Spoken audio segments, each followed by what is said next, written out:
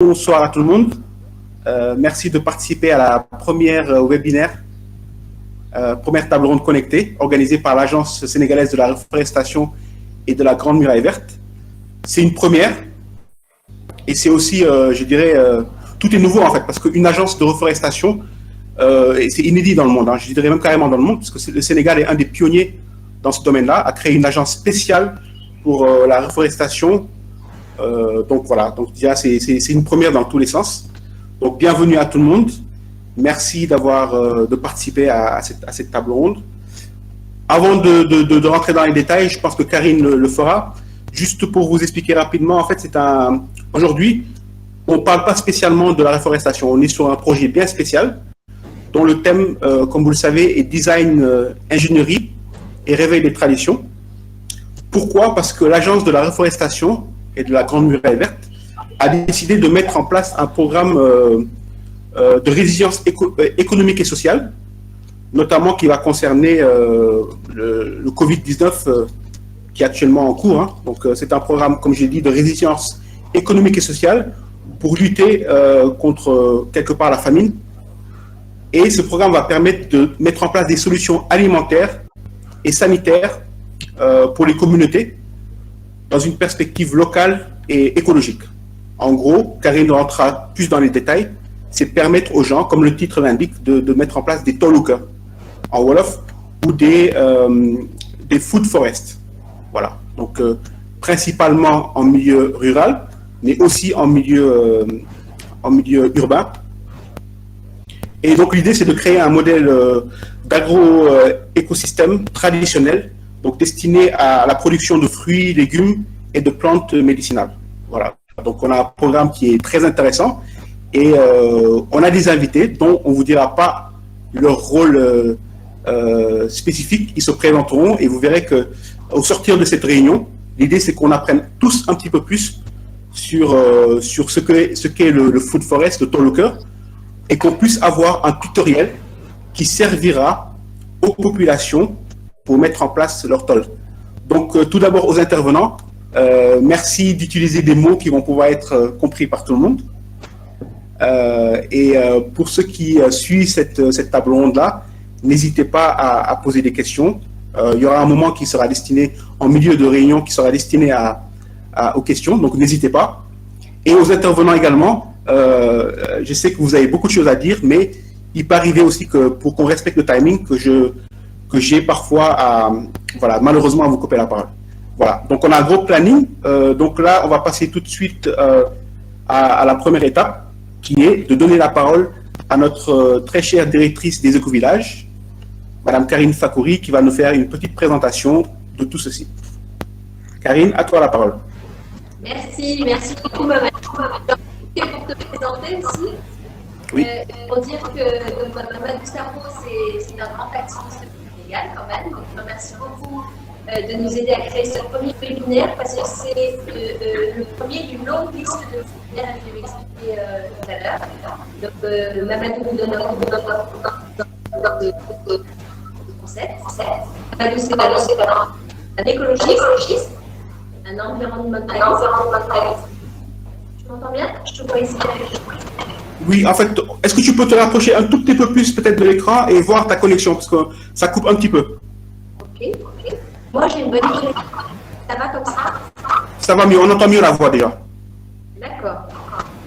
Donc voilà, juste pour te remercier, Mamadou, tu es un écologiste parmi les écologistes du Sénégal et c'est important pour moi que tu interviennes aujourd'hui.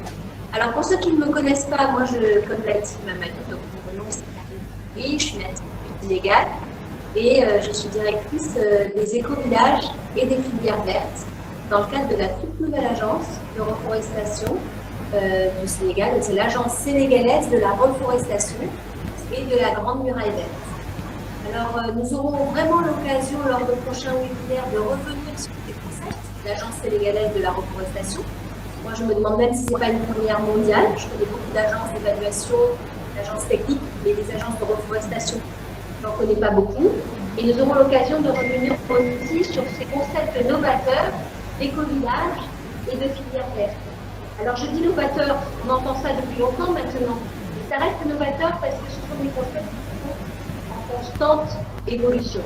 Et c'est vrai qu'aujourd'hui, nous souhaitons particulièrement commencer à développer avec vous, avec en fait tous les citoyens qui peuvent, qui veulent, le programme Tolooker de l'Agence sénégalaise de la reforestation et de la Grande Muraille Verte qui est mené par la direction des éco-villages. Alors, on l'a appelé programme Tolooker, pour la légende en fait, parce que dans nos villages en Afrique et au Sénégal en particulier, nous avons la coutume d'avoir comme une espèce d'arrière-cour derrière les maisons. Et c'était l'endroit de prédilection pour cultiver, en fait, c'était la cuisine, hein, c'était des concepts du potager à l'assiette. C'était donc en fait les mamans du foyer qui s'occupaient de ces tolookers. Et donc en fait on a voulu l'adapter au concept que je vais décrire maintenant. En fait, peut-être que pour en introduction, ce que j'ai envie de dire, c'est que les solutions écologiques sont au cœur de ce qui se passe au niveau du Covid et au niveau de ces virus, comme elles l'ont toujours été pour toutes les catastrophes sanitaires, jusqu'à ce qu'on comprenne. Ça a toujours évolué comme ça, jusqu'à ce qu'on comprenne, on a presque envie de dire, et jusqu'à quand. Alors pourquoi une urgence de créer ce concept de Tolooker? C'est urgent parce que on s'est vite rendu compte que si on devait être en confinement pendant plusieurs mois d'affilée, eh bien, il risquait d'y avoir une famine. Et qu'on pouvait y répondre effectivement en leur envoyant des paquets de riz, des paquets de pâtes, etc., mais que ce n'était pas suffisamment résilient quand même. Vous serez d'accord avec moi. Et on s'est rendu compte aussi que dans le programme des éco-villages de façon générale, il est question dans les villages écologiques de créer ce qu'on appelle des forêts nourricières et des forêts médicinales. Alors, ce n'est pas une forêt nourricière d'un côté et une forêt médicinale de l'autre. C'est dans le concept de la permaculture, un espace qui pourrait ressembler à un Tolooker comme ça pourrait ressembler à 2 ou 3 hectares de jardins partagés, peu importe. Mais on n'est pas sur des grandes superficies. Les actions de reforestation de l'agence, vraiment, le but c'est de reforester tout le Sénégal. Là, nous sommes sur des micro-modèles. Et dans ces micro-modèles, en fait, tous les intervenants de ce soir vont le développer bien mieux que moi. On va multiplier les espèces entre elles, parce que la permaculture, c'est ça, c'est d'associer les plantes entre elles qui se soutiennent mutuellement et qui créent des forêts nourricières. C'est-à-dire que lorsqu'on va rentrer dans ces espaces, on va pouvoir se nourrir et se guérir naturellement. Et c'est comme ça que ça fonctionnait d'ailleurs, en fait, avant qu'on arrache tout, en fait. Et non seulement on va pouvoir se nourrir et se soigner, mais donc on va parler de se nourrir en termes de souveraineté alimentaire et non pas en termes de sécurité alimentaire. Et en fait, en parlant de se nourrir, on va faire une guérison de soi et une guérison pour l'environnement. Parce que lorsqu'on va créer une forêt nourricière mélangée à une forêt médicinale, eh bien, si un enfant passe, il peut cueillir, manger. La cuisinière peut cueillir et faire à manger. On est au-delà de la survie, on est dans la souveraineté, parce que ce sont des techniques qui vont permettre à ces forêts de s'auto-régénérer d'elles-mêmes. Donc, on n'est pas dans des programmes, lorsqu'on parle de Tolooker, là, la saison des pluies approche, donc tout le monde prépare les champs. On n'est pas sur des programmes de monoculture céréalière pour être sûr d'avoir un grenier de riz ou un grenier de mil. Bien sûr que ça, c'est important, mais cela dépend surtout des ministères qui ne sont pas les nôtres, notamment le ministère de l'Agriculture, et nous serons toujours en appui par rapport à ce genre de programme. Là, il s'agit de partir sur des micro-modèles qui vont nous permettre en fait de régénérer le tissu forestier et même de découvrir ce qu'est à nouveau un tissu forestier. Donc, on guérit la terre, on guérit les hommes, on les rend autonomes et en plus, on ne se posera plus la question de savoir, par exemple, où est-ce qu'on peut trouver de l'artémisia. Alors, je fais exprès de citer cet exemple d'artémisia pour vous dire aussi que la solution unique ne sera jamais une solution écologique. Recréer ce tissu forestier et recréer des forêts comestibles et des forêts nourricières que vont développer les intervenants vraiment de qualité qui vont être là tout à l'heure. Ils sont de qualité parce que ce sont des gens d'expérience et ce ne sont pas juste des expertises universitaires. Et c'est ça qui nous intéresse, surtout sur le sol sénégalais. Donc, en fait, eh bien, j'ai perdu le fil de ma phrase. Oui, c'était pour dire eh ben, je ne sais pas. Donc, je vous laisse la parole. Qu'est-ce que je disais? Quelqu'un peut m'aider? Bon, c'est OK. L'une des dernières choses que tu as dites, Karine, c'est ce qui est unique n'est pas écologique. Ah oui, voilà, merci beaucoup Renaud. C'est très important. Parce qu'aujourd'hui, si vous voulez, on se demandait s'il nous fallait un vaccin et puis on se demandait s'il nous fallait de l'artémisia ou je ne sais quoi. En réalité, il faut vraiment maintenant s'intéresser aux cliniques de santé et sortir des cliniques de maladie. Parce qu'une bonne santé, c'est un rythme de vie, c'est une hygiène de vie qui fait que ce qu'on ingère, en fait, est naturellement médicinal. Et c'est parce que c'est diversifié, c'est comme la biodiversité, c'est pareil pour notre corps, que nous sommes en pleine santé et que nous protégeons notre immunité.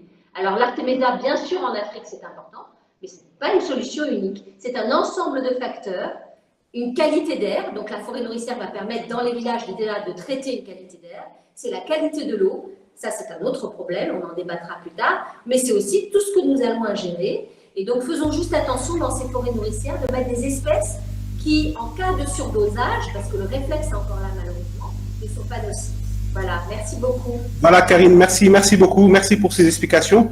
Donc, j'ai bien retenu le tissu forestier, donc permettre, au-delà de créer des espèces qui vont permettre aux populations de s'auto-nourrir, d'autoproduire ce qu'ils vont manger, en fait, c'est de créer aussi un tissu forestier, de guérir la terre et de guérir les hommes à travers les différentes espèces qu'on va planter. Donc, voilà les termes, en tout cas, qui sont revenus: nourrir, soigner et souveraineté alimentaire. Donc, sans plus tarder, souveraineté alimentaire, c'est bien ça. Sans plus tarder, on va donc donner la parole à Kevin, qui va déjà nous se présenter, hein, et qui va un petit peu plus rentrer en détail dans les espèces en fait qu'on va pouvoir avoir à travers ce programme-là, et nous parler par exemple des 7 couches de permaculture et des différentes techniques. Donc, Kevin, à toi la parole. Donc, bonsoir à tous. Moi, pour une présentation rapide, mon humble expérience dans ce qu'est la forêt, la renaissance d'une forêt, bon, c'est la réserve de Bandia en particulier, parce que c'est une réserve dans laquelle j'ai eu la chance de grandir, donc qui est partie de rien et qui a vraiment repris le cours de sa vie, on va dire. Donc, c'est le tissu forestier dont parlait Karine qui a progressivement commencé à reprendre la place. Et en plus de ça, j'ai suivi une petite formation au Canada en permaculture qui me donne certaines notions de base que je cherche vraiment à adapter à notre pays, qui est le Sénégal. Donc, je vais partir sur ce premier point déjà, qui est ce tissu forestier. Donc, comme Karine l'a dit, on cherche d'abord avec le projet Tolucœur de, oui, guérir les hommes, nourrir les hommes, mais avant tout ça, il faut d'abord guérir la terre, qui est la première étape, dans la mise en place d'une permaculture ou d'une autosuffisance alimentaire. Et un de nos outils clés pour la guérison de la terre, c'est bien sûr l'utilisation d'arbres, de sorte à redonner la vie à la terre.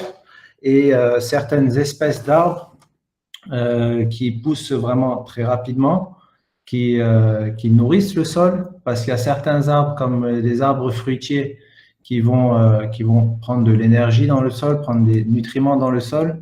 Donc, si ce sol-là n'est pas nourri, si cette terre-là n'est pas guérie, elle ne pourra pas fournir convenablement ces différents arbres qui ont besoin de ces nutriments. Donc, je vais juste balancer à la volée certaines espèces d'arbres qui pourraient vraiment nourrir le sol. Donc, on va retenir la famille des fabacées. C'est une famille qui est facile à remarquer de par ces petites feuilles d'arbres. Donc, il y a l'acacia, il y a le sénat, le parkinsonia. Donc, ce sont des arbres qui ont des utilités diverses. Donc, elles servent déjà à nourrir le sol. Je parlerai d'une technique qui peut accélérer encore le processus de redonner la vie au sol. Mais ces arbres-là vont capter des nutriments majoritairement dans l'air pour les incorporer dans le sol, de sorte à nourrir tous les arbres qu'on va planter autour. Donc, ce sont des arbres en général à croissance rapide, bien adaptés à notre climat, donc un climat semi-aride. qui fait que ces arbres poussent rapidement, donnent de l'ombre aux différents terrains où on est, de sorte à ce que les arbres qui ont une croissance un peu moins rapide, comme les agrumes, comme on va prendre comme exemple, on a la noix de cajou, ou d'autres arbres qui vont vraiment servir à nourrir les populations directement, ça leur crée un tissu ombragé pour leur laisser le temps de pousser. Donc ces arbres peuvent aussi servir au fourrage des animaux, parce que ici dans les pays subsahariens, on a beaucoup d'éleveurs, donc c'est leur donner une solution aussi aux personnes qui élèvent du bétail, mais d'avoir une source de nourriture aussi pour leurs animaux, de sorte à ce qu'ils n'aient pas à se déplacer et à vraiment entretenir la terre et redonner vie à la terre. Donc c'est ça. Donc ces différents arbres vont vraiment permettre de nourrir le sol, nourrir les animaux. Et si on part sur d'autres arbres qui peuvent servir et à nourrir le sol et à nourrir les animaux, comme le néré ou le solum, qui sont des arbres de chez nous, ou même le baobab, le tamarinier, sont tous des arbres qui vraiment servent aussi à nourrir les hommes. Donc ils ont des utilités multiples et sont vraiment adaptés à un climat, on va dire, semi-aride, voire pratiquement désertique aujourd'hui au Sénégal. Donc, ce sont des arbres qu'on va vraiment forcer sur le terrain, de sorte à ce que progressivement, on les diminue pour laisser la place aux autres arbres qui poussent. Il y a aussi différentes sortes d'alliage de plantes, comme parlait Karine.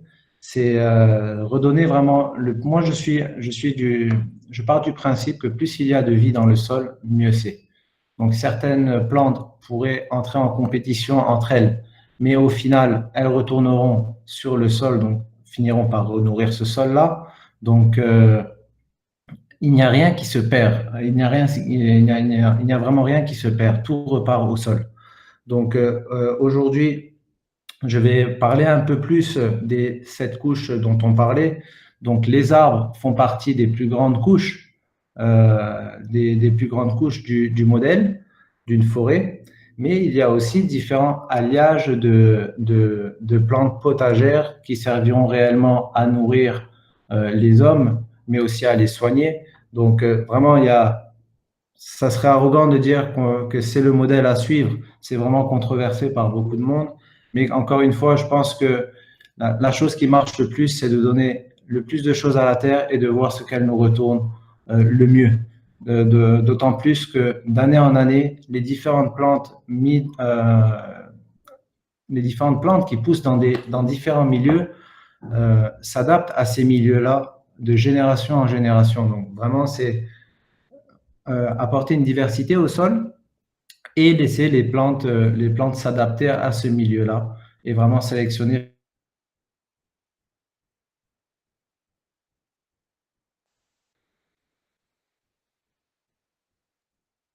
par sur l'artémisia, une plante qui est une plante arbre qui sert vraiment de fourrage et qui est un très bon médicament ou un très bon produit pour l'homme. C'est le Nîmes aussi. Donc c'est un grand arbre qui nourrit le sol, mais qui peut être toxique pour l'homme à certaines doses. Donc vraiment, c'est à prendre avec des pincettes et vraiment utiliser à bon escient. Donc, je vais donner quelques exemples rapides, puis après parler des techniques, parce que je pense que c'est vraiment ça qui est important. Donc, on va prendre un exemple d'alliage de plantes qui sont précisément là. On va prendre un exemple de céréales, qui est la plante principale, qui est le maïs. Tu as 5 minutes, Kevin. C'est bon. On peut la faire pousser avec la courge qui va pousser sur le sol, donc couvrir le sol. Ah oui, quelque chose qui est très important, vraiment, c'est la couverture du sol. C'est le plus important, je dirais. C'est la couverture du sol. Pourquoi? Pour ne pas que le soleil tape directement sur le sol. Donc, si le soleil tape sur le sol, il sèche le sol. Donc, on perd de l'humidité et c'est dans une zone aussi aride que la nôtre, c'est vraiment une denrée assez rare. Donc, pour un petit exemple rapide, le maïs, lui, va être une plante qui va pousser en hauteur. La courge va être une plante qui va pousser sur le sol, donc couvrir le sol. Et le haricot ou le niébé dans notre pays va grimper sur le plant de maïs.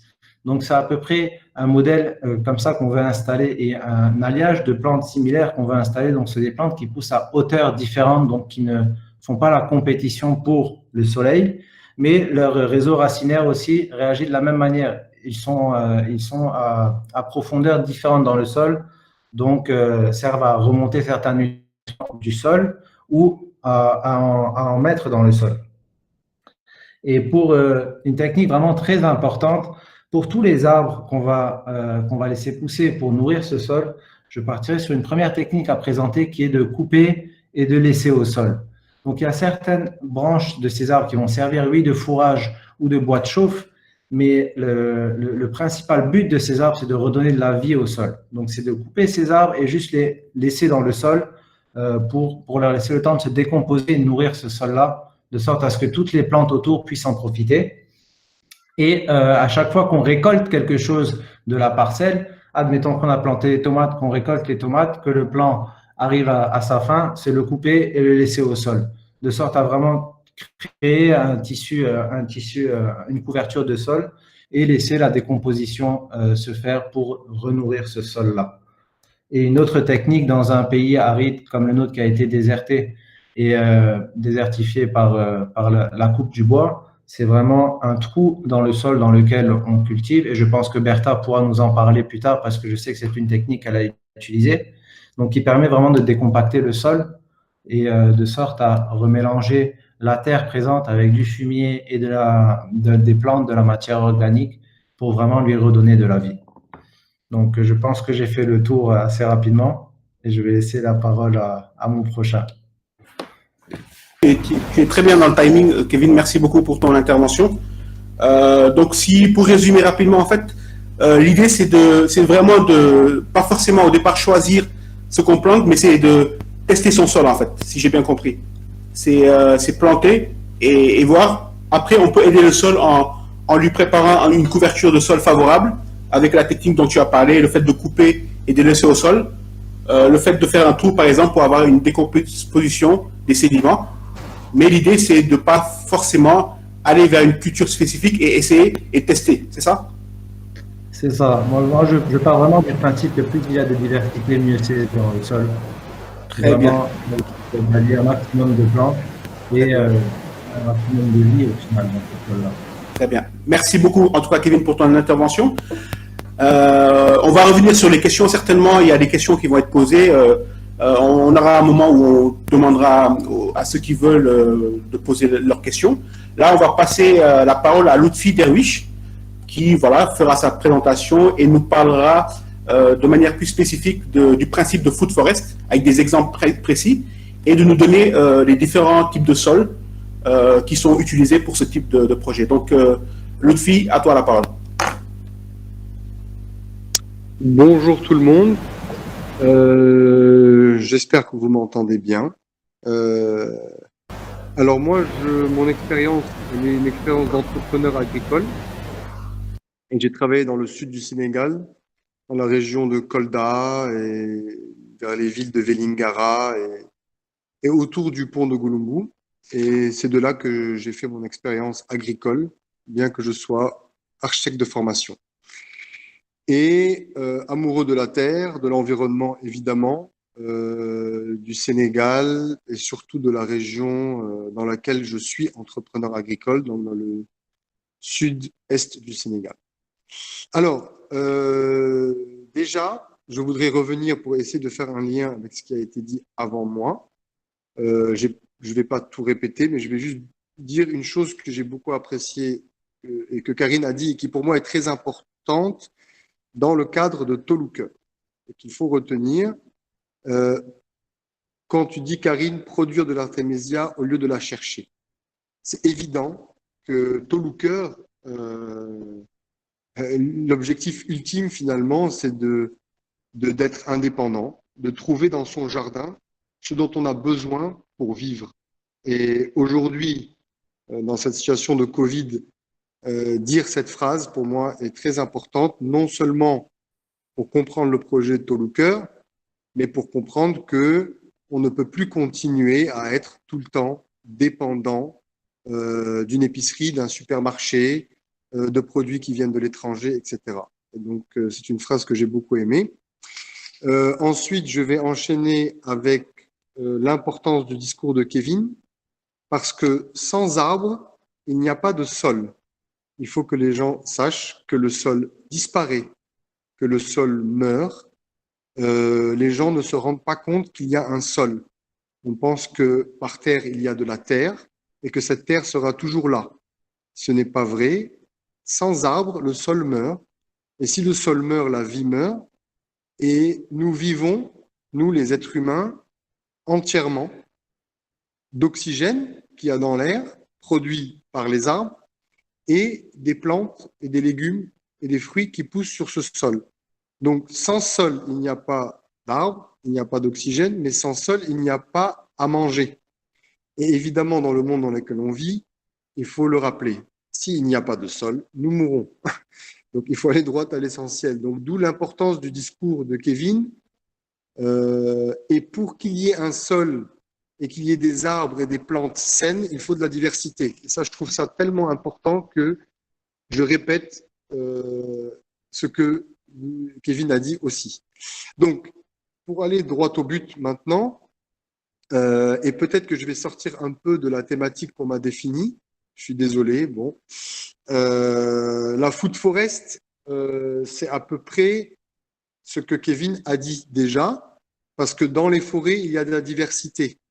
Et ce dont il a parlé, Kevin, de recréer cette biodiversité, c'est de recréer ce qui existe déjà dans les forêts. Et donc, la meilleure manière de parler des food forests, c'est de parler de la diversité des plants, des arbres dont on a parlé tout à l'heure. Et évidemment, parler des arbres locaux. On ne peut pas parler de food forest de manière générale. Une food forest au Sénégal sera forcément constituée des arbres locaux. Donc, je n'ai pas envie là de faire toute la liste d'arbres locaux, hein, mais dans une food forest au Sénégal, il y aura un baobab, il y aura un fromager, il y aura toutes sortes de choses qu'on connaît déjà, du guerté toubab, du guitare, les cerises vertes, etc., etc., etc. Donc, des choses déjà très importantes ont déjà été dites, et donc je préfère parler de Tolouker et de ce que je pensais être une solution pour ce que Karine a appelé un Tolouker, projet que j'aime beaucoup. Et une des techniques pour aller droit au but que je propose et que je pense intéressante, c'est ce qu'on appelle, ce que les Américains, les Anglo-Saxons appellent des wicking beds. Et ces wicking beds sont constitués, c'est un trou qu'on ferait dans le sol comme un lit, comme un matelas, un trou qui aurait la forme d'un matelas et qui ferait 30, 40 mètres et qu'on essayerait de rendre étanche. C'est-à-dire qu'on creuse ce trou qui a la forme d'un matelas, qui a une épaisseur à peu près double d'un matelas, hein, de 40, 50 cm, qu'on pourrait venir étanchéiser par un film plastique, bien que ce ne soit pas la meilleure manière, si on veut aller vers des manières plus naturelles, par de l'argile. Donc, il existe de l'argile un peu partout au Sénégal, et il faut savoir qu'on peut étancher ce wicking bed, donc c'est un lit, tout simplement, d'où vient le mot bed, donc un lit, étanche, dans le but de remettre de la terre dessus, la terre que peut-être on a creusée, mais qu'on viendrait tout de suite mélanger avec du fumier de poule, du fumier de bovin, du fumier de cheval, du fumier d'âne, de la paille, toutes ces choses naturelles, n'est-ce pas, biodégradables, qui pourraient déjà venir nourrir cette terre qu'on viendrait remettre. Donc la terre qu'on a creusée, la remettre dans ce lit avec tout ce qu'on pourrait trouver pour l'enrichir. La paille, le bois, des copeaux de bois, toutes sortes de fumiers, etc., etc. De fientes, de poules, etc. Intéressant dans ces lits, dans le Tolouker, qui pourrait redynamiser et redonner très vite à nourrir à une famille, c'est de planter des haricots, de l'arachide et toutes ces plantes finalement qui poussent assez rapidement. Et comme Kevin l'a dit tout à l'heure, une technique magnifique, c'est de tailler et de remettre, reposer au sol. pendant un certain temps. On est dans un siècle où on veut tout rapidement. Il faudrait prendre le temps pour renourrir et recréer du sol, ce sol qui disparaît, comme je le disais tout à l'heure.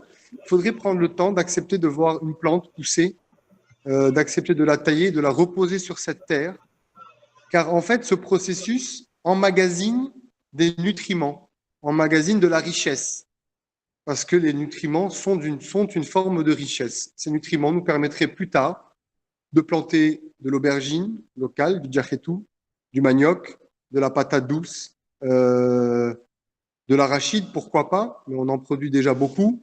Du riz aussi ne serait pas idéal, mais plutôt des légumes, de la salade, des tomates, du manioc, des choses comme ça.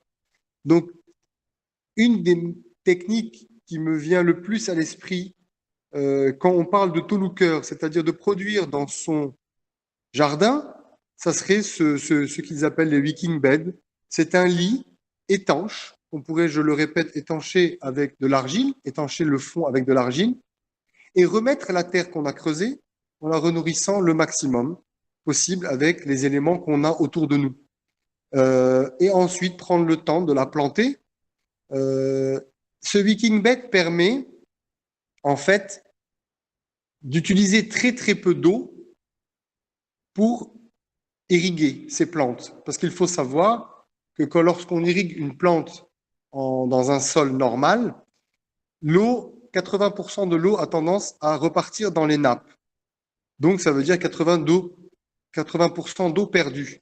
Le wicking bed permet d'exploiter 90% de l'eau qu'on y met. Ce qui fait que ça diminue même le travail d'irrigation. Donc, pour une femme au foyer qui est en train de chercher à nourrir sa famille, au lieu d'irriguer tous les jours une quantité d'eau, une grande quantité d'eau, elle pourrait irriguer très peu, beaucoup moins.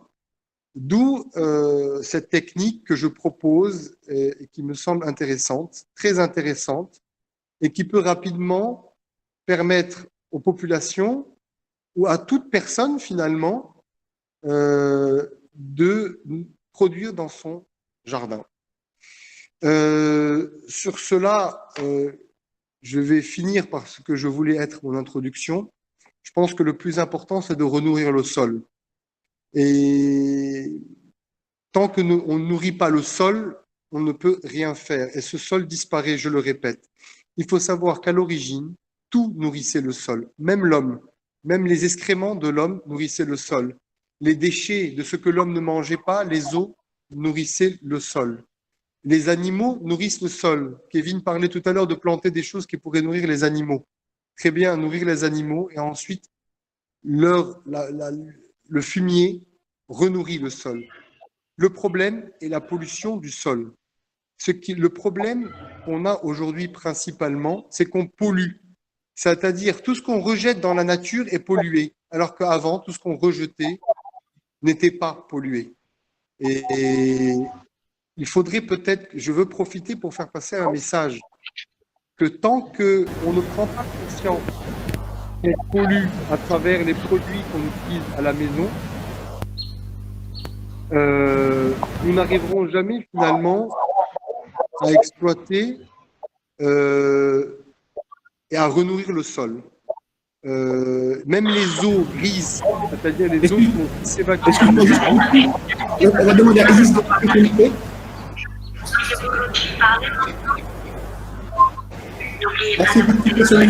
Merci de couper son micro. Et on va laisser Lutfi terminer. Super, merci. Et en fait, voilà, là je suis un peu mieux concentré. Il faut vraiment, je veux insister que pour nourrir le sol, ce qu'a dit Kevin était très important, mais il ne faut jamais oublier que tant qu'on rejette dans la nature des choses polluantes, on tue le sol. Et donc, c'est bien de penser à renourrir notre sol, mais il ne faudra jamais oublier que tant qu'on le renourrit avec des produits polluants, on le tue en même temps. Et donc, il ne faut pas que cette initiative soit séparée, si je peux faire passer un message, d'une prise de conscience des populations et de tout être humain vivant au Sénégal, que tant qu'il va rejeter dans la nature des choses polluantes, hein, dans les égouts finalement, hein, dans l'évacuation de sa maison, et ben finalement, on continuera à polluer la terre, mais les sols qui peuvent nous permettre un jour de replanter et de se nourrir à nouveau avec les sols que nous avons dans notre jardin. J'espère que je n'ai été plus ou moins clair. Très bien, Lutfi. C'était très clair et ça nous permettra justement de faire une transition sur la prochaine personne qui va venir pour nous donner un exemple concret en fait de Talker qui a été mis en place. Mais juste pour récapituler et surtout pour ceux qui nous rejoignent en cours de réunion, voilà, on a parlé au départ de l'idée de se nourrir, de se soigner, d'avoir une certaine souveraineté alimentaire à travers le projet, donc comme vous le savez, Talker, qui est donc l'idée c'est de produire carrément ce qu'on mange en fait et de manière locale et écologique. Kevin nous a parlé effectivement de la diversité qu'on pouvait avoir, donc de ce qu'on pouvait produire, etc. Et a un peu parlé des sols. Et Lutfi effectivement nous a parlé de l'importance du sol parce que c'est la base en fait avant tout. Sans sol, on peut rien faire. Et si je peux me permettre, peut-être même que le sol, quelque part, c'est ce sol dont tu as parlé, c'est un moyen aussi de gérer les déchets parce que ces déchets en fait dont souvent on veut se débarrasser peuvent nous servir à avoir un sol propice à l'agriculture et justement au Talker. Donc voilà, cette solution est également un moyen de gérer nos déchets, de pouvoir s'en servir. Et donc voilà, on va passer donc la parole à Bertha, qui va nous donner un exemple concret, après tout ce qu'on vient de dire. Merci encore une fois à Lutfi, et qui va nous donner l'exemple du mandala. Donc, Bertha, à toi la parole, et tu peux te présenter avant de...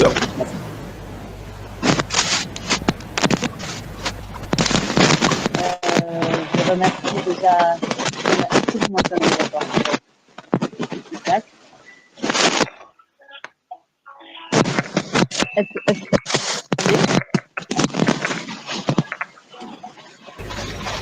On a un peu de mal à t'entendre.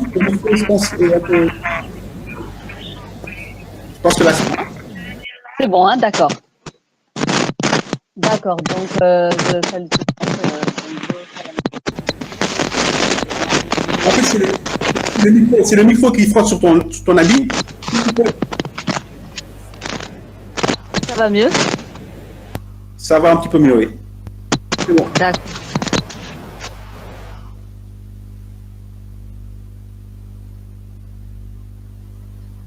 Là, du coup, on t'entend plus.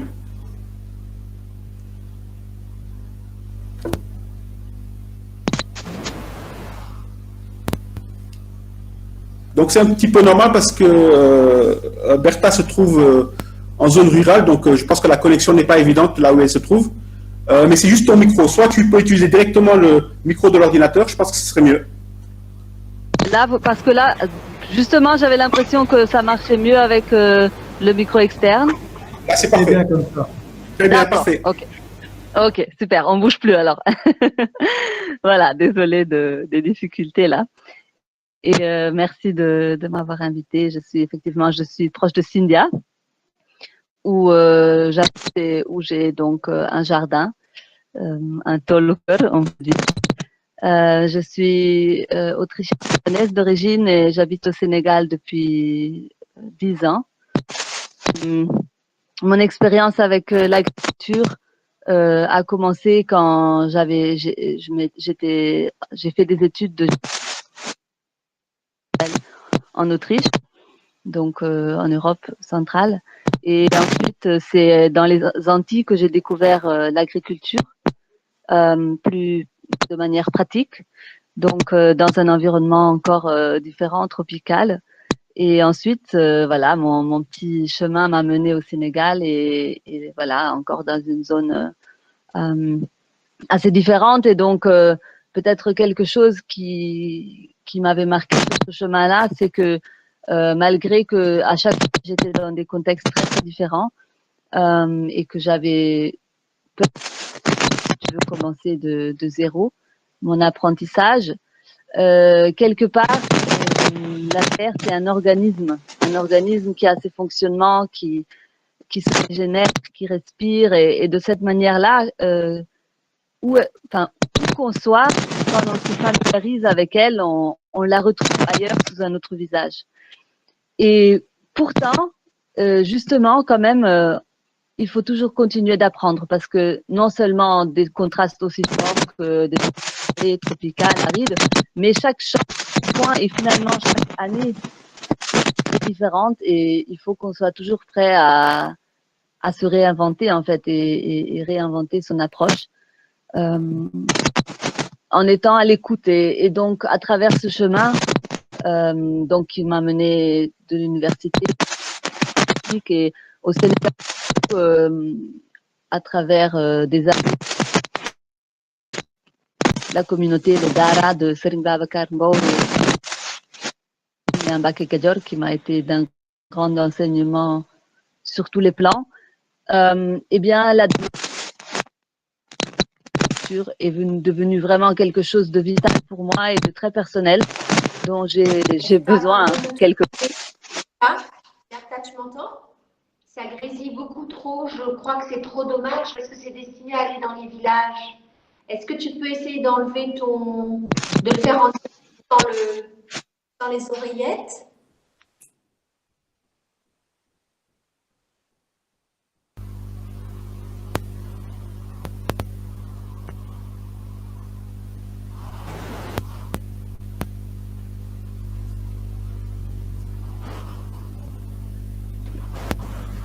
On t'entend pas. Hein.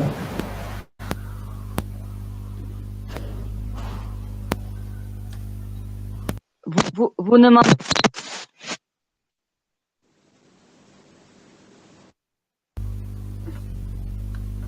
Non, on t'entend pas. Essaye de faire en direct en fait. Et si tu peux enlever le casque et faire sans le casque parce que ça grésille beaucoup.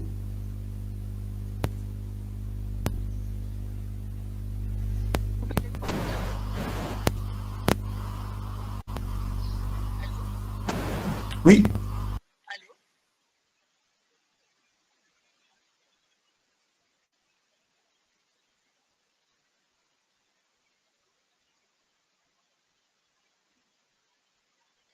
Je sais pas, est-ce que vous m'entendez?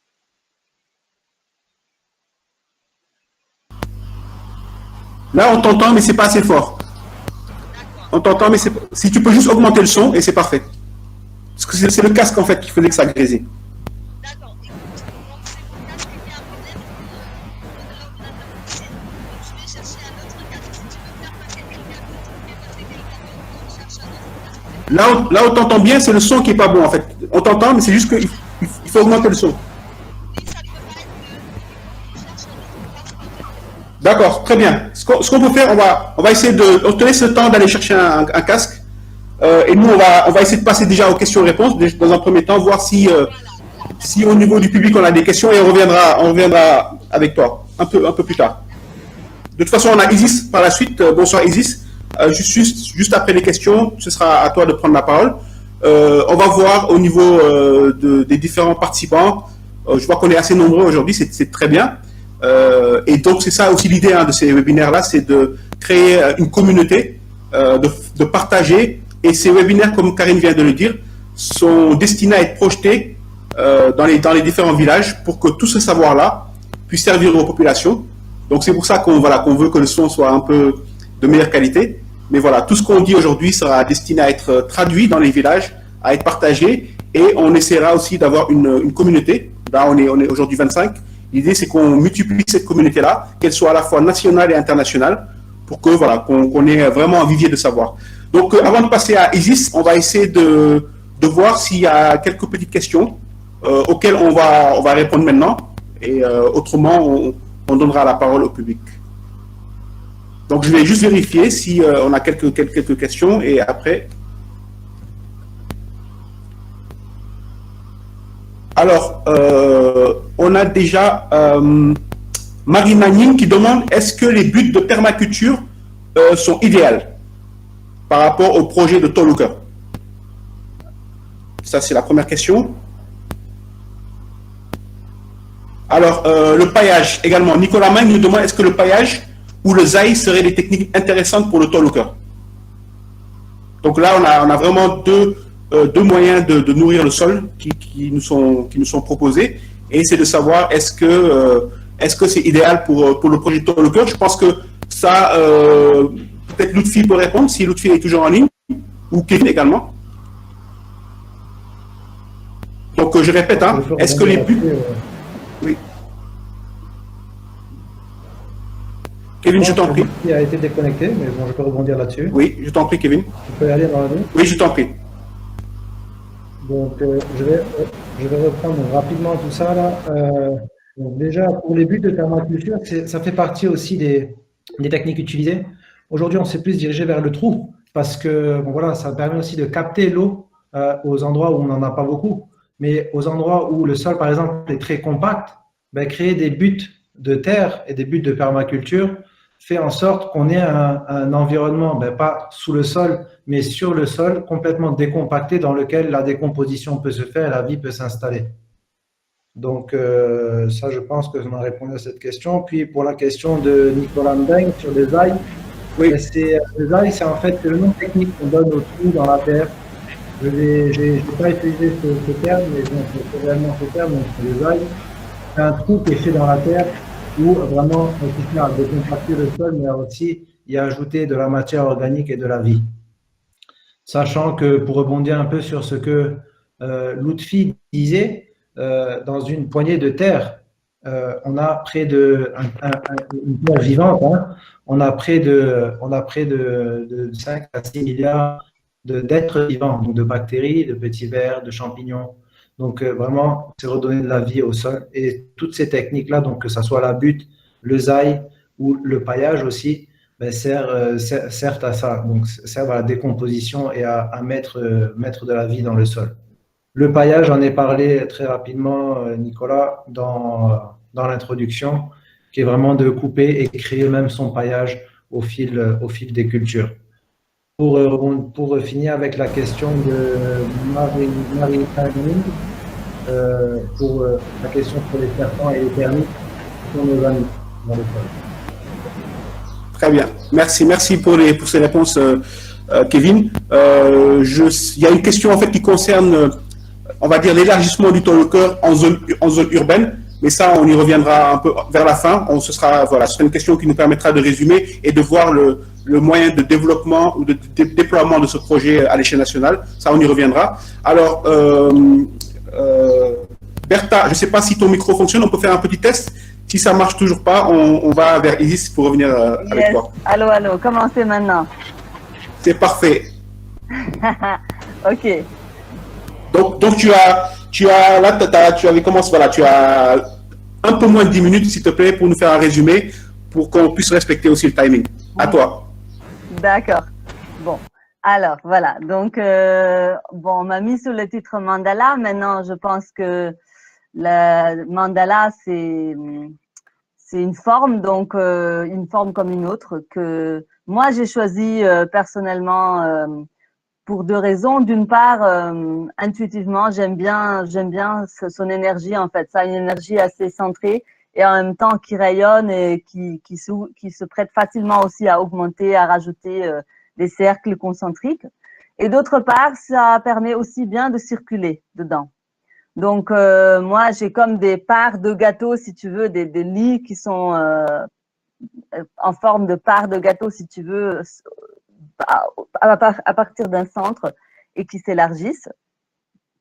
Et au-delà de ça, j'ai choisi cet emplacement et puis je recommande de choisir comme ça, forcément avec la proximité d'un point d'eau, parce que ça va être quelque chose qui déterminera beaucoup le travail qu'on aura à faire à porter de l'eau. Aussi en fonction des vents dominants, donc d'où viennent les vents dominants et est-ce qu'il y a moyen de les protéger? Est-ce qu'il y a déjà des arbres qui protègent ou est-ce qu'on a la possibilité d'en mettre pour protéger de l'érosion, etc. L'ensoleillement aussi, donc un léger ombrage sur une partie de la journée, ça peut être très bon, mais il faut un minimum aussi d'ensoleillement, il ne faut pas que ça soit complètement à l'ombre. Un bon accès aussi, c'est sur ça que moi j'ai dû un peu rattraper parce que j'ai mis ce jardin bien au milieu de mon petit terrain et après par contre les charrettes avaient un peu du mal à venir quand je faisais venir du fumier ou de la paille, donc il est important d'avoir des accès. La proximité de l'habitation aussi, selon combien de fois on doit s'y rendre dans la journée. Ça évite de faire des kilomètres parfois. Donc moi, j'ai hâte de m'installer sur mon terrain parce que pour l'instant, la maison n'est pas prête et j'en fais des kilomètres. Et bien sûr, la qualité du sol, sachant que la qualité du sol au départ, parce que bien sûr, ça, c'est un élément sur lequel on peut travailler et on doit travailler pour l'améliorer, la rendre vivante, la fertiliser, la terre, etc. Donc, voilà, donc je pense que voilà, la forme géographique, géométrique, elle est surtout importante dans le sens qu'on fasse quelque chose qui nous ressemble en fait finalement, parce que on doit s'y retrouver, on doit s'identifier, on doit y être bien. Je sais pas où j'ai lu cette citation que le meilleur engrais c'est l'ombre du paysan, donc ce qui veut dire sa présence, et donc ça doit être un lieu dans lequel on aime être en fait, passer du temps. Et après, donc, je rappelle cet aspect parce que je l'ai souvent rappelé à des gens, à des groupes avec lesquels j'ai travaillé sur ça. Souvent, l'entretien des chemins de circulation paraît pas quelque chose de productif parce que c'est une surface sur laquelle après on cultive pas. Pourquoi est-ce qu'on se donne la peine de bien entretenir les chemins, les passages? Eh bien, parce que c'est crucial de pouvoir circuler facilement, que ce soit à pied, avec des brouettes. Et voilà, et c'est ça qui va nous permettre justement que notre ombre passe sur toutes les parties du jardin dans chaque journée. Et donc moi, mon jardin, j'y ai fait des lits qui finalement ressemblent. Moi, je connaissais pas ce terme des wicking beds que Lufti, je pense, a évoqué, mais ça y ressemble finalement beaucoup. Moi, j'ai un sol qui est un peu dur et latériteux en fait, ni vraiment sable léger, ni vraiment argileux lourd. Il est assez dur et j'ai creusé sur une profondeur de 30-40 cm et en fait ce que j'ai mis au fond, j'ai bien retenu l'argile et je pense que je testerai ça parce que voilà, j'en ai bien sûr, j'en ai de l'argile qui est sortie de mon puits, mais ce que j'ai mis au fond c'est une couche de biochar, donc de poudre de charbon, que j'ai d'une part produit moi-même par un procédé qui est simple et d'autre part aussi récupéré chez les vendeurs de charbon de bois. Et le biochar, donc c'est quelque chose qui permet qui retient bien l'humidité et aussi les éléments nutritifs et que c'est une technique qui me semble très pertinente aussi pour voilà, comme une couche de fond. Et ensuite j'ai donc mis des couches de paille, de fumier, de paille de terreau, de végétaux, de compost déjà semi-mûr. Et je l'ai laissé décomposer sur place le temps de faire mes pépinières. Et donc, je les ai répliquées dans ce terreau qui s'est créé et qui maintenant n'a rien à voir avec la terre en fait d'origine sur mon sol. Et tout au cours de la saison, moi, je fais systématiquement du compost. Moi, on m'appelle Madame Compost et je trouve que le compost, vraiment, il est crucial. D'une part, parce que ça nous permet donc de produire un produit, le compost mûr, qui a un apport chimique pour le sol en termes des éléments nutritifs qu'il contient, qui a aussi un apport physique sur le sol en termes d'améliorer sa structure, de le rendre plus lourd, plus rétenteur de l'eau pour les sols sableux et d'alléger au contraire pour les sols argileux. Donc un aspect chimique, un apport physique, un apport biologique aussi à travers la multiplicité de micro-organismes qui s'y trouvent et qui lui ont permis justement de se décomposer et qu'on va apporter du coup en apportant du compost à la terre, aussi à la terre. Et donc dans la terre, ce processus de décomposition, d'humidification de la terre va se poursuivre.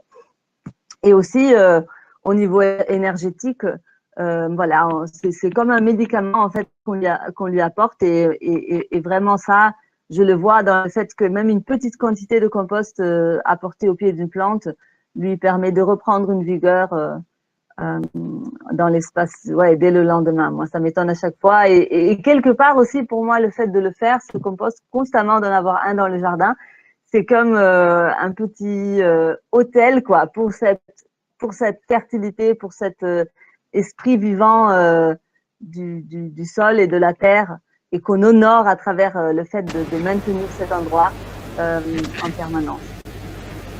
Donc, super. Oui.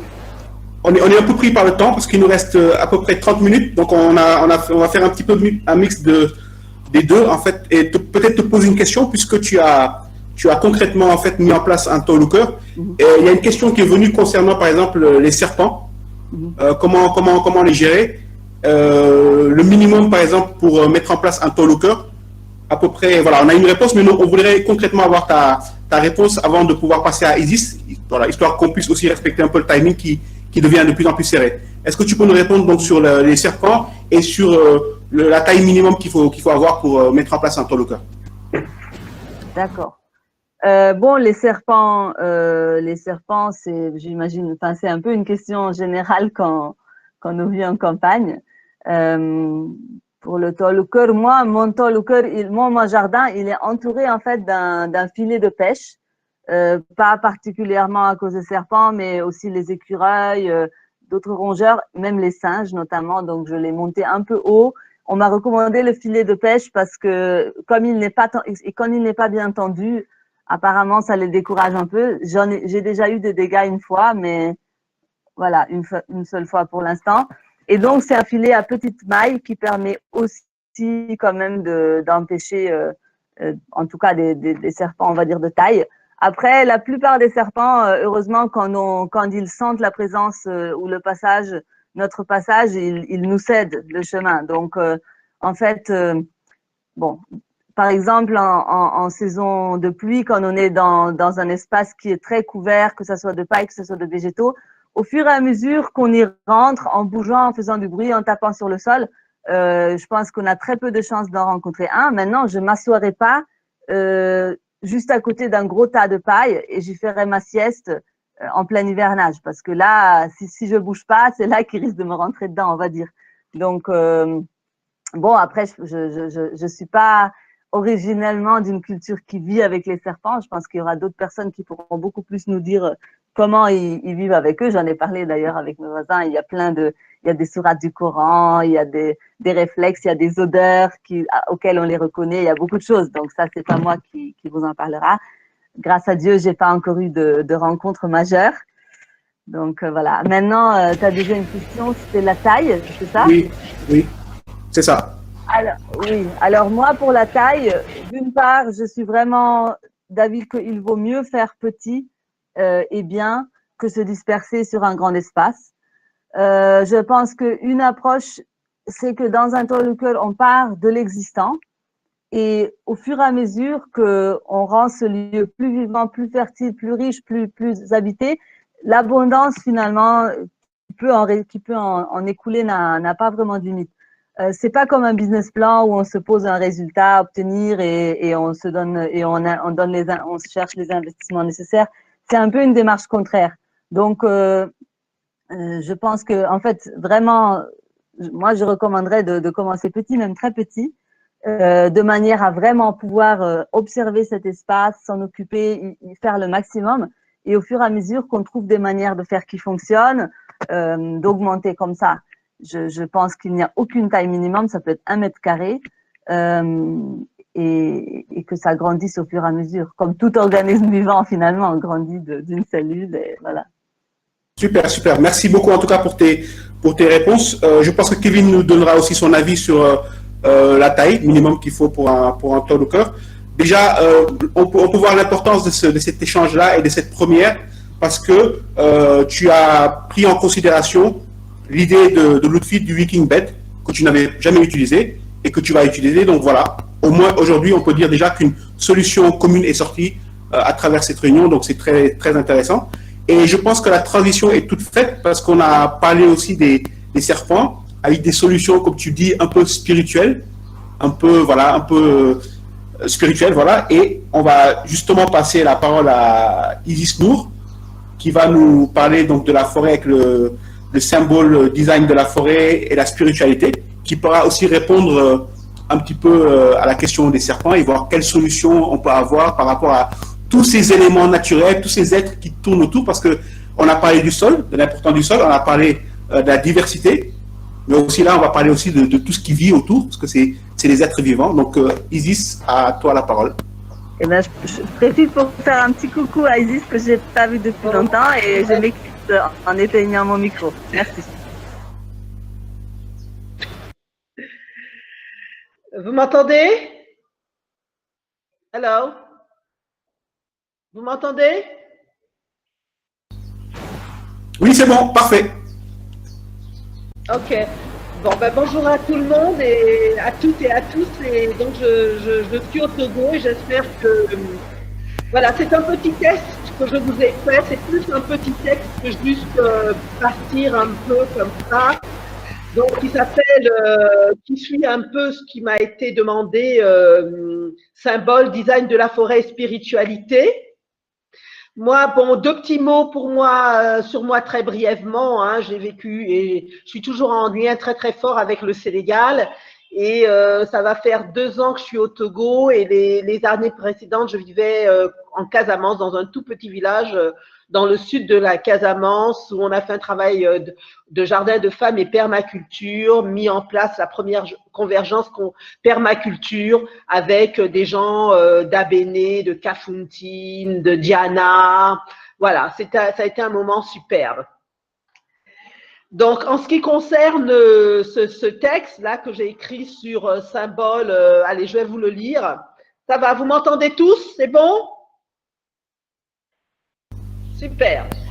Donc, parfait. Voilà, une opportunité donc, nous est donnée actuellement par la nature et par la mère nature d'œuvrer vraiment à notre bien-être et de préserver ce bien commun à nous tous qui est notre mère terre. Nous sommes vraiment dans une démarche de spiritualité globale.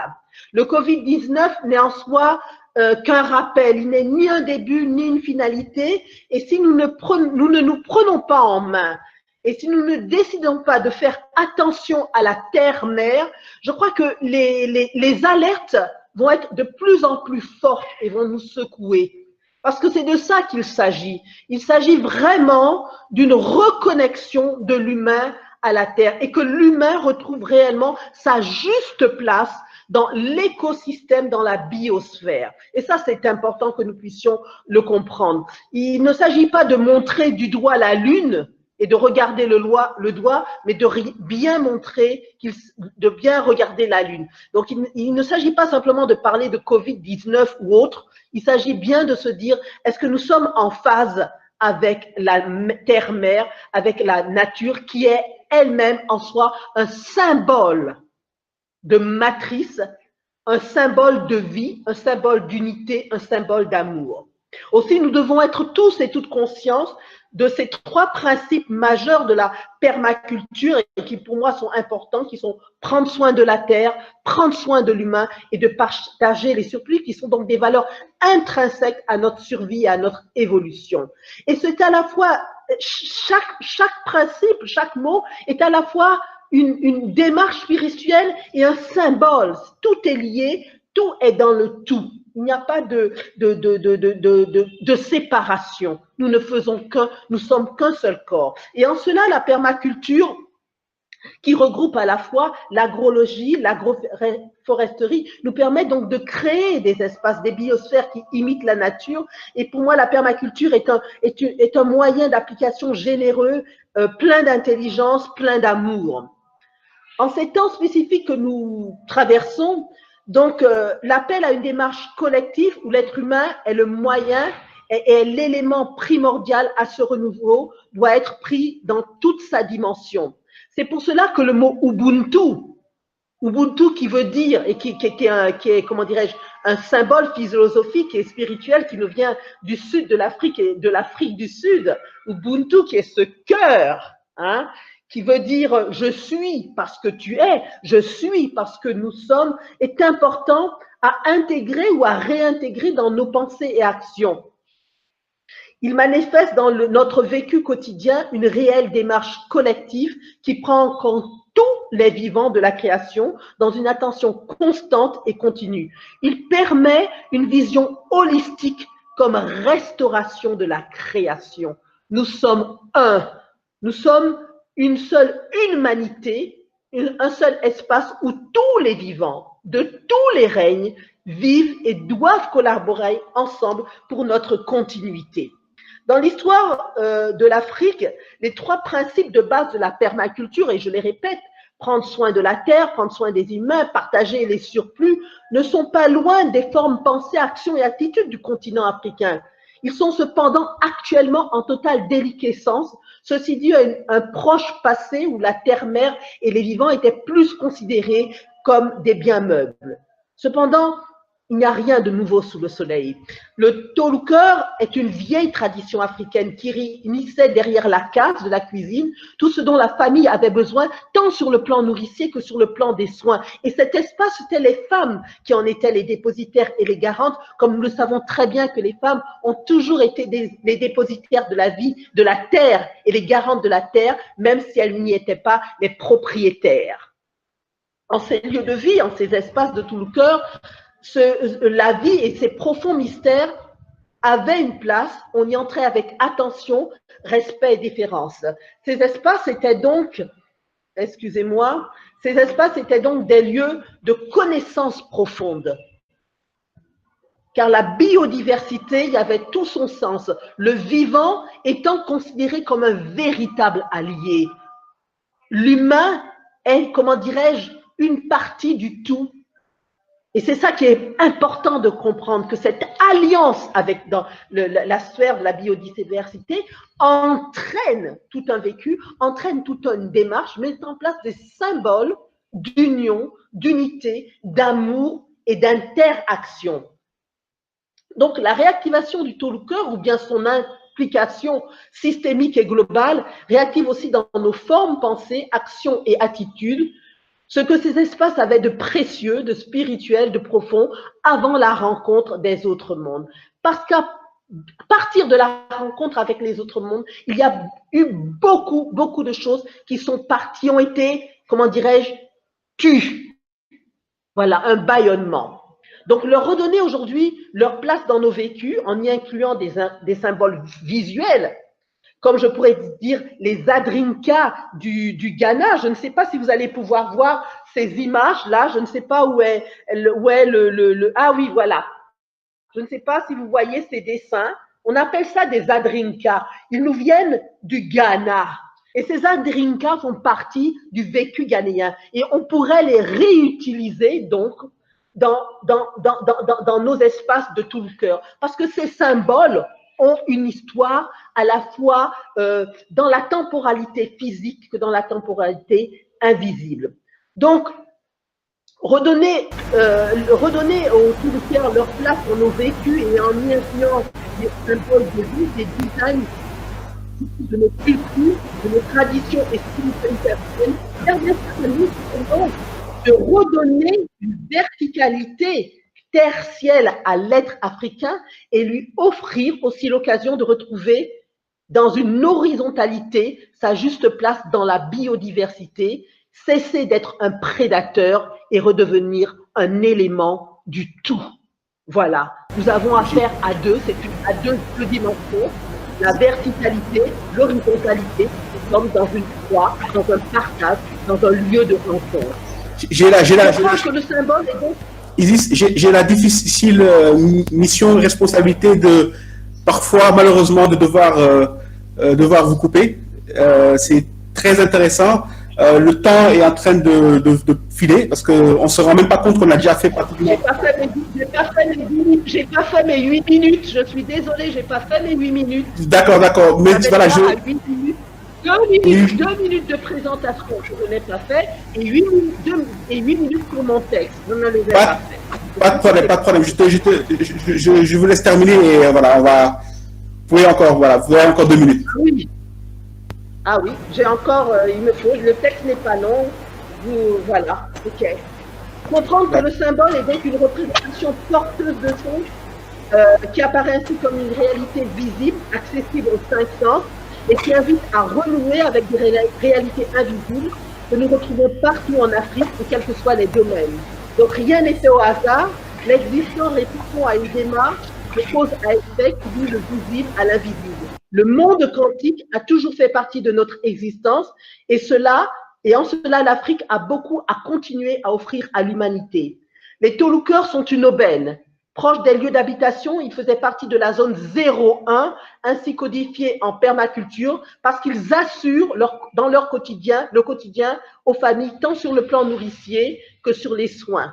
C'est un coin conçu et réalisé par la communauté avec les femmes comme moteur. Il fait donc appel à la mémoire collective pour un mieux-être collectif. Tout le cœur reprend donc cette démarche de symbolisme, de spiritualité, de design, d'espace. Il introduit des valeurs humaines, de respect à la mer et à tous les vivants. Ubuntu à toutes et à tous. Je vous remercie. C'est très intéressant et moi j'ai retenu, je pense, un point qu'on peut partager et qu'on peut utiliser vraiment dans tous les domaines, c'est le fait de les trois objectifs principaux de la permaculture qui sont de prendre soin de la terre, des humains et de partager les surplus.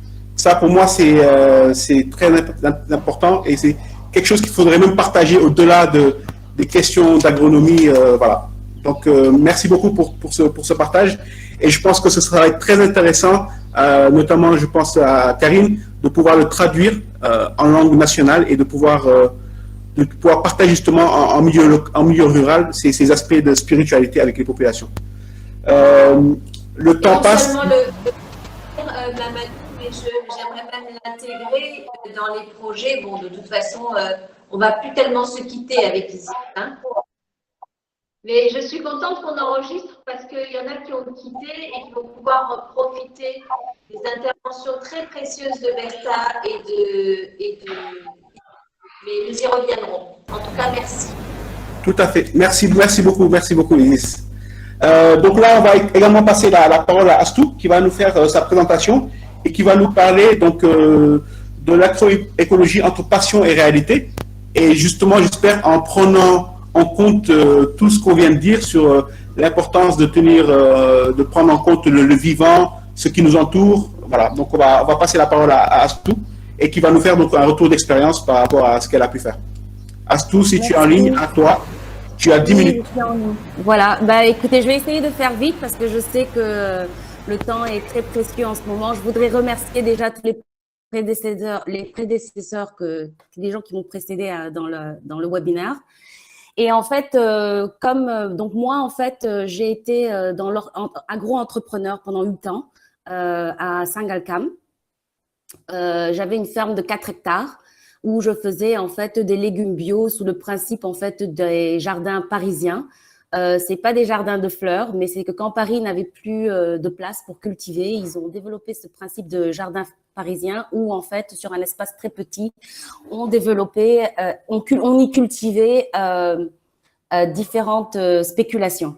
Et à partir de là, en fait, j'ai été introduite à la permaculture. Donc, je vais pas trop revenir dessus parce que Kevin et Lutfi ont bien expliqué tout cela. Donc, je travaillais sur un sol de type Dior, donc un sol assez sec, assez argileux. Il a fallu, mais il y avait quand même des plantes, hein, il y avait quand même des arbres, il y avait il y a des citronniers, il y a des manguiers, il y a des darcacées et plein d'autres plantes, des pommiers du Cayor. Et j'ai tout laissé tel quel. Le sol était, le terrain est très accidenté. Et à travers la permaculture, j'ai respecté en fait tel qu'il était et en fait des plantes fertilisantes comme l'acacia, je ne vais pas revenir dessus, mais aussi avec des bêtes, notamment les poules qui permettaient de refertiliser le sol et de gratter le sol et de le nettoyer. Donc, je ne suis plus dans l'agriculture classique, où je faisais des légumes bio. Mais par contre, aujourd'hui, je suis une grande avocate de cultiver ce que l'on mange le plus. Et il se trouve qu'au Sénégal, pratiquement tout pousse. Donc, en fait, il n'y a pas besoin d'avoir un très grand espace. Vous parliez d'espace tout à l'heure. Donc, en fait, à travers en fait un petit balcon, vous pouvez avoir au moins 10 spéculations et 2 arbres fruitiers. Et c'est très facile avec des pots, avec des lits, en fonction du design de votre espace direct et tout ça. Moi, en fait, je suis rentrée dans ça pas parce que en fait je suis une professionnelle de ça. En fait, c'était plutôt en fait pour soulager des maux que j'avais, notamment des douleurs chroniques. dans le désir en fait de vraiment préserver un capital santé aussi de transmettre en fait et de rendre notre monde plus agréable. Donc là aujourd'hui, je suis beaucoup dans une dynamique de faire en fait des poumons verts au Sénégal, notamment à Dakar. Et j'essaye de travailler avec des gens comme vous, comme Biophilia, notamment avec des daras. Donc aujourd'hui, 4 daras, 17 écoles pour inculquer en fait cet amour et ce respect de la nature à nos enfants, pour notre santé, pour notre bien-être, pour notre autonomie alimentaire aussi. Et puis pour manger bien, c'est meilleur, c'est bon, il y a un peu d'amour, un peu de graines, un peu de soleil. Donc toute cette énergie se retrouve dans la graine et repousse. Ça me fait mal en fait de voir en fait mon pays et puis tous ces savoir-faire. J'ai appris aussi beaucoup en fait avec des tradis praticiens au Sénégal en fait qui m'ont expliqué plein de choses. Donc par exemple, le papayer aujourd'hui en fait est un arbre à pharmacie où on peut utiliser en fait et les racines et les feuilles et les graines et bien entendu le fruit. Vous avez le meurboeuf qui s'appelle en fait le melon amer qui aide énormément pour pas mal de pathologies sérieuses de la peau. Toutes ces choses peuvent être cultivées pas très difficilement dans la maison. Vous avez le corosolier, vous avez en fait toutes ces choses-là. Donc moi, j'aimerais juste dire en fait qu'à partir d'un mal physique, j'ai redécouvert la nature qui m'a fait énormément de bien. Comme Karine le disait plus tôt, et comme j'ai appris aussi en Inde, ce qu'on mange, c'est soit du poison, soit un médicament. Et je pense que chacun d'entre nous, on peut tous avoir un peu d'artémisia, un peu de papayer, un peu de tout ce qu'on peut avoir, hein, tant qu'on a du soleil et de l'eau et de la terre. Donc, je reste en fait à la disposition de vous tous en fait pour partager en fait mes expériences et vous aider en fait à avoir en fait un potager, c'est-à-dire si vous pouvez pas tout, c'est clair que vous pouvez pas faire des champs de maïs ou des choses comme ça. Mais si vous mangez de l'oignon tous les jours, des tomates tous les jours, cultivez-les. Donc voilà mon message et je reste à disposition pour les questions à travers en fait les réseaux sociaux de Biophilia et de Tolooker bien sûr. Je vous remercie.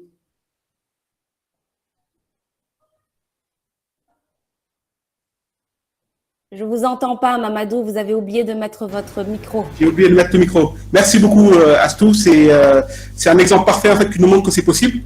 Parce qu'on a eu la technique, on a eu de l'expérience en zone rurale.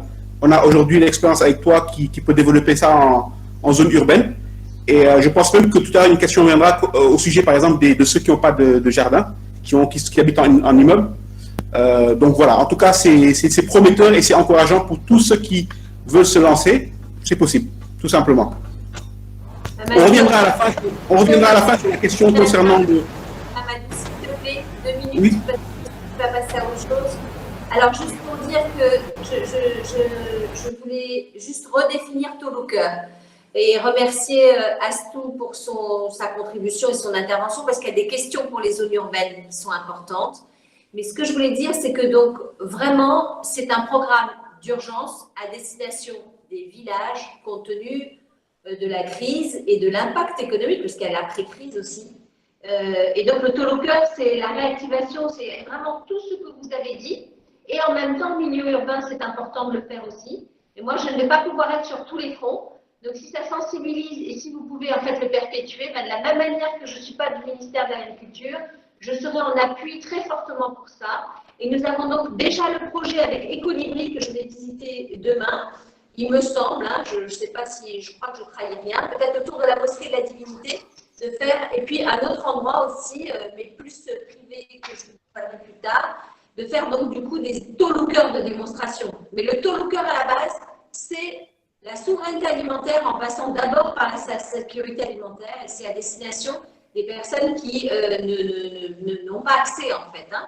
Voilà. Mais il ne faut pas croire qu'en zone urbaine, on est autonome, hein, parce qu'on mange beaucoup plus de poison qu'autre chose. Donc la solution urbaine, il faut vite la développer. Voilà. Mais moi, mon travail, c'est les villages. Merci. Parfait. Donc transition bien faite. Astou, c'est une passe décisive que te fait Karine pour le développement de ces projets en zone urbaine. Et comme on dit, à quelque chose malheur est bon. Le Covid nous a montré qu'en zone rurale, il y a une nécessité de se nourrir, parce que là, c'est un besoin.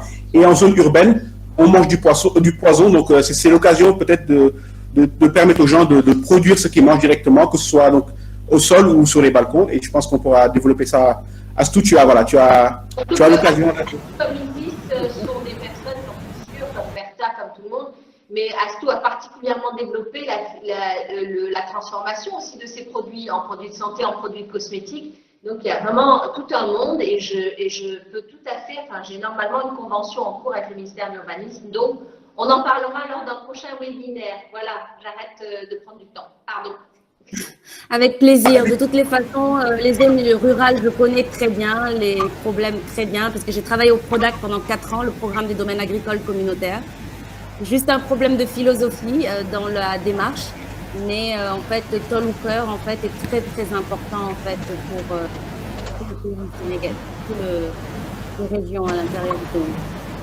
D'accord. Merci beaucoup également à Isis qui nous parle des jardins urbains qu'elle a mis en place à Lomé. Donc voilà, je pense que c'est un projet qui nous rassemble un petit peu tous et qui va certainement aussi être une des suites du projet de Tol au Cœur. Alors, on avait, avant de passer aux questions et de conclure, parce qu'on est arrivé au bout du webinaire, on avait Mansour Ndiaye pour nous parler du respect des traditions villageoises dans la pratique des Tol au Cœur. Je ne sais pas si Mansour est en ligne.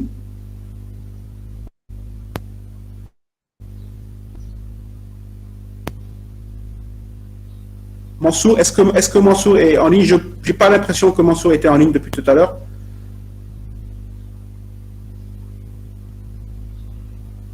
Bon, pas de Mansour, il me semble. Mais en tout cas, voilà, on est en terminé.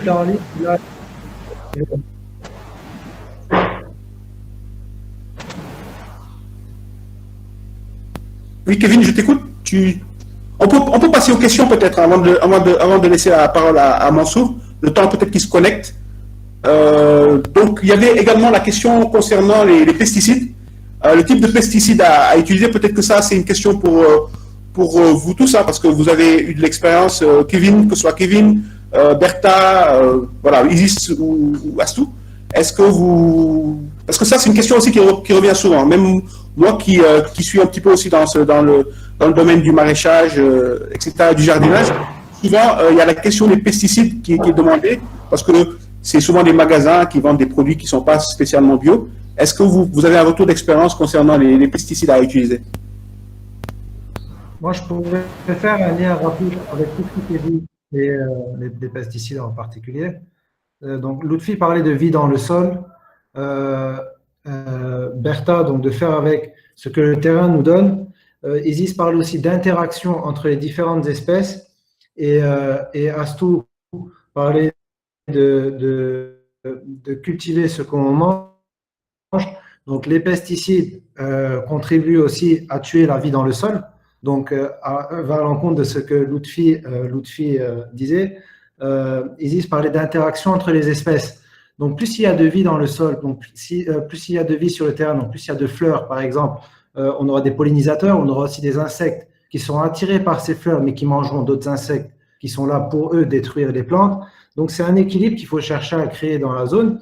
Et bien sûr, quand on parle de sécurité alimentaire et de nécessité alimentaire, il y a des produits naturels comme l'huile de Nîmes qui peut être utilisée vraiment dans la mesure du nécessaire pour mettre fin à une invasion, parce que l'huile de Nîmes va tuer, oui, des insectes ravageurs, mais va aussi tuer de bons insectes. Donc, moi, je serais plus partisan de la diversité dans le sol et créer ces interactions entre les différentes espèces pour contrer tous ces ravageurs, on va dire. Et le fait aussi de multiplier les espèces dans le sol, dans la monoculture, avoir une seule espèce à un seul endroit un jour, c'est que dès qu'il y a un plant qui est fait, la propagation de la maladie se fait facilement au plan suivant. Et je pense qu'Astou pourra peut-être nous aider là-dessus. Je vois qu'elle a débloqué son micro, étant donné qu'elle a peut-être fait l'expérience dans tout ça, donc je lui laisse la parole. Alors, moi, les techniques que j'ai utilisées, bon, effectivement, j'ai utilisé pas mal de Nîmes, notamment comme nématicide. Mais j'ai utilisé des techniques dont tu parlais plus tôt, c'est-à-dire l'association des plantes. Donc, quand vous avez, par exemple, en fait, des tomates ou des solanacées en général, il est intéressant de mettre à côté, en fait, du basilic qui repousse, en fait, le type d'insecte qui est attiré par les tomatiers ou les solanacées en général. La deuxième technique, en fait, c'était des techniques un peu malignes, comme diluer un peu d'eau, un peu d'huile dans de l'eau afin que les insectes, en fait, soient inconfortables sur la feuille et glissent. Ça marche très bien. Donc, il y a plein de petites astuces comme ça que les gens peuvent utiliser, notamment, en fait, quand c'est des espaces qui sont pas trop grands. En fait, on parle pas, en fait, de culture de masse, de monoculture, évidemment. On parle vraiment de permaculture et de faire quelque chose qui fasse pas de mal, en fait, au sol ou à l'environnement en général. Donc, moi, c'est des techniques que j'ai beaucoup utilisées, des trucs comme le bicarbonate de soude, un peu d'eau de savon noir, des choses comme ça qui mettent, en fait, qui tuent pas, en fait, l'écosystème, mais qui le rend inconfortable et qui protège quand même la plante. Voilà ce que je voulais dire. Merci beaucoup, merci beaucoup. Juste pour l'exemple du Covid, c'est pareil. En fait, dans un écosystème riche, il y a des autoprédateurs qui vont nous permettre de nous protéger. Et dans un écosystème faible, c'est là où il y a la propagation de différentes parasites, etc. Donc, c'est important d'avoir un écosystème riche et d'utiliser l'existant pour se protéger. Je pense qu'on est arrivé au terme. Pardon, Mamadou, je suis désolée. Juste pour dire qu'il va y avoir un webinaire entier là-dessus. On peut pas traiter ça en 20 minutes, c'est hyper important. C'est même essentiel. L'origine des semences, leur qualité et comment est-ce qu'on traite. Donc là, c'est un webinaire. Le premier, il est une longue série parce que nous devons tout apprendre, ça ne va pas se faire du jour au lendemain. Et pour autant, ça doit être développeur à croissance rapide. C'est un thème trop important et c'est celui du prochain webinaire. Voilà. Et Mansour est en ligne apparemment.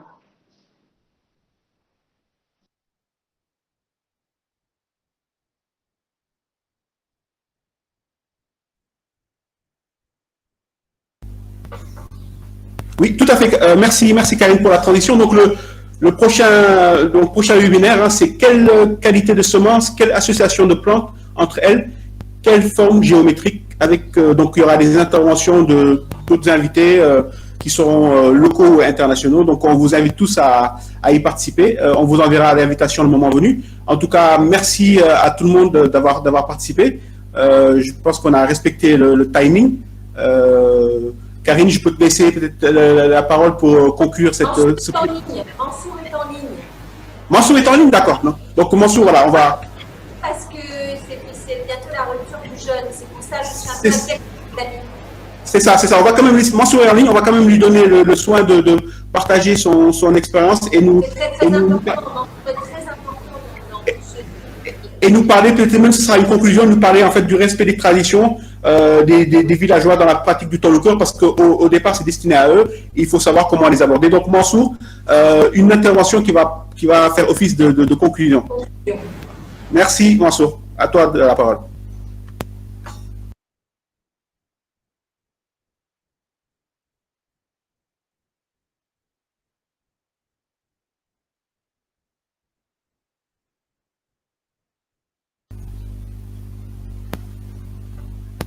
Alors, je ne vois pas Mansour en ligne. Non, ici, je pense qu'il s'est déconnecté, Karine. Il s'est déconnecté. Moi, j'ai un message de Raïfa qui me dit qu'il est en ligne. D'accord, parce que moi, j'ai vu, il a fait des va-et-vient, donc il n'était pas forcément en ligne. Est-ce que, en attendant, voilà, on va prendre encore 2 petites minutes. Est-ce que tu as peut-être, Karine, la date du prochain webinaire et quelle est la suite, en fait, qui va être donnée à ce webinaire-là en termes de diffusion, d'enregistrement et de partage dans les villages? Est-ce que tu as un timing déjà préparé? Oui. Alors, en fait, ce que je souhaiterais, c'est qu'on arrive à faire un webinaire tous les 15 jours. Nous avons encore beaucoup d'intervenants et beaucoup de richesses à partager ensemble. Et il y a une double vocation. Hein.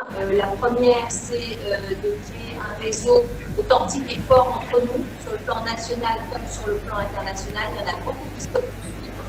Parce que ces techniques, en fait, elles vont à réactiver comme l'exercice. Tout cela est à réactiver et existe de façon ancestrale depuis très longtemps. Aujourd'hui, on va les conjuguer avec des technologies modernes, comme l'énergie solaire, peut-être, ou l'éolienne, peu importe, le gaz et plein d'autres technologies. Donc, nous avons tout cela à co-créer ensemble. C'est la leçon de cette crise sanitaire, c'est vite pourvoir à notre propre autonomie, à notre souveraineté, qui n'est pas, et moi quand je parle de souveraineté alimentaire, je parle de tous les propos qui ont été tenus par ces femmes, ces belles femmes que nous avons entendues aujourd'hui. Alors le prochain webinaire, il va falloir qu'on présente peut-être avec des visuels, on va voir tout la conformité là-dessus, de design, concrètement dans toute la liste, parce que nous avons déjà listé les céréales et les trucs dans les collecteurs, peut-être qu'on va en rajouter d'autres avec vos conseils, mais lesquels on plante exactement avec lesquels. Et je vous invite notamment à ce sujet à suivre dans le Facebook, c'est indiqué dans le Facebook de Tout le Cœur. Il y a une vidéo qui a été faite par Kevin pour vraiment apprendre ce que c'est que les 7 couches de permaculture. Donc, dans 15 jours, je n'ai pas la date sous les yeux malheureusement, et en plus, je n'ai pas mes lunettes. Dans 15 jours, nous avons un prochain webinaire, sûrement avec Jean-Pierre Renaud, qui est le président agro de Montpellier, mais qui est aussi le cofondateur de Livelihood. Voilà, donc là, c'est un agro. Et puis, on va avoir Miguel qui est avec nous ce soir et qui est un des premiers permaculteurs du Sénégal, je pense, hein, avec Isis, et qui fait un travail formidable en Casamance. Nous allons sûrement aussi faire intervenir pour tout ce qui touche à la transformation, mais je n'ai pas encore eu son accord, Pierre-Gilles de Baobab des Saveurs. Bref, on vous prépare un beau cocktail. J'ai l'intention de demander également à Isis à être avec nous en permanence et peut-être à Lucie et Kevin. Donc, à vous de nous dire maintenant par SMS si cette intervenance est trop pour vous. Ce qu'il y a, c'est que nous avons beaucoup à faire, à dire, mais à faire dans le concret. Et tout cela doit aller dans les villages et doit être traduit dans les différents dialectes. Alors, je ne sais pas si tout cela est confus ou clair pour vous. Mamadou, sous ton contrôle, est-ce que ça te va comme réponse? Oui, ça me va comme réponse, ça me va très bien. Donc, voilà. on va devoir conclure parce qu'on est arrivé, je pense, au terme avec les jeunes, etc. On va essayer en tout cas... Voilà, sous le contrôle de Karine, on va essayer aussi, au-delà de la vidéo, essayer d'avoir un récapitulatif qu'on va mettre à disposition sur la page Facebook, afin que les gens puissent tirer des enseignements de tout ce qu'on vient de dire et que ça puisse être diffusé, parce que le but aussi, c'est qu'on mette en place tout ce qu'on vient de dire. Voilà, merci à tous les intervenants, merci à Karine de nous avoir conviés à parce que c'est toi là, qui nous a conviés à cette table ronde. Merci à tout le monde. Et peut-être le mot de la fin, c'est Ubuntu, hein, fraternité et solidarité. Ubuntu. Ubuntu. Merci et bonne soirée à tout le monde. Merci, à bientôt. Merci, à bientôt.